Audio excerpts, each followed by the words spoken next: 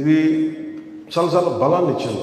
మీరే కనుక లేకపోతే అంటే ఇంతమంది అంటే what is the political party? It is not about money. అది ఒక డబ్బుకి సంబంధం లేదు, లేదంటే ఎక్కువ పాపులారిటీ ఉంటే సంబంధం లేదు. ఇది ఒక గుంపు, ఒక బలమైన వర్గం, సమూహం అండ్ కామన్ ఐడియాలజీ మీద వాళ్ళందరూ ఏకతాటి పైన వస్తే ఎలా ఉంటుంది అంటే నేను మాట్లాడినప్పుడు ఎందుకు ఎక్కువ మంది ఫస్ట్ భయపడతారు నేను మాట్లాడినప్పుడు, ఎందుకంటే ఇంపాసిబుల్ అంటారు ఫస్ట్. నేను మాట్లాడినప్పుడు ఎలా జరుగుద్ది అంటారు, ఎలా ముందుకు తీసుకెళ్తాము అని ఎందుకంటే సగటు మనిషి సందేహాలు నాకు ఉంటాయి, కానీ నేను ఓవర్కమ్ చేసి వచ్చాను.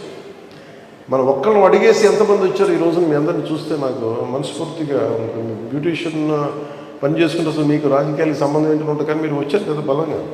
ఒక హౌస్ వైఫ్ ఉన్నారు ఇక్కడ, అలాగే ఉద్యోగం రాకపోయినా నేను కాంట్రిబ్యూట్ చేయడానికి ఉన్నారు, మీరున్నారు. ఇట్లా ఒక్కొక్కళ్ళ దగ్గర ఒక్కొక్క స్టోరీ ఉంటుంది. ఈ రూమ్లో ఉన్న దాదాపు 100 మంది ఒక్కొక్కళ్ళ దగ్గర ఒక కథ ఉంటుంది.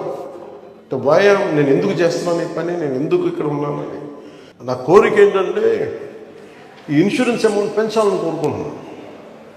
అది ఎలా జరుగుతుందంటే నాకు చాలా ఇన్సూరెన్స్ కంపెనీస్ చాలా మాట్లాడాలి. సో అందుకని మన ఈ ప్రేరణే మొన్న జాతీయ ఉపాధి హామీ పథకం కింద పనిచేసే శ్రామికులందరికీ వాళ్ళు ప్రీమియం కూడా పే చేయకుండా ముందు డైరెక్ట్ ఒక 2 లక్షలు ఇచ్చేస్తారు ఫస్ట్. అది దాని ప్రేరణ మన్నించగలిగింది, మన జనసేన పార్టీ నుంచే కలిగింది. నేను ఎందుకు ఈరోజు ప్రత్యేకించి మీరు గత కొద్ది రోజులుగా మీరు పడుతున్న శ్రమ ఇవన్నీ మన సెక్రటేరియట్ మదర్ చెప్పినప్పుడు ప్రత్యేకించి నేను మనస్ఫూర్తిగా నా హృదయపూర్వక నా గుండె లోపల నుంచి మీకు థ్యాంక్స్ చెప్పాలనుకున్నాను. ఇంకా అంటే నాకు దాదాపు 13 లక్షల మంది 15 లక్షల మంది మనకున్నారు మన క్రియాశీలక కార్యకర్తలు. అంటే ఒక్కొక్క క్రియాశీలక కార్యకర్త అంటే మొన్న మధుసూదన్ చంద్ర ఈజ్ యాక్టివ్ క్రియాశీలక కార్యకర్త. అంటే ఇది అంటే ఎక్కడో ఒక చనిపోయిన 26 మందిలో ఒక జన సైనికుడు ఉంటాడు అనేది నేను అసలు ఊహకు కూడా నాకు అందలేదు. చాలా బాధ కలిగింది.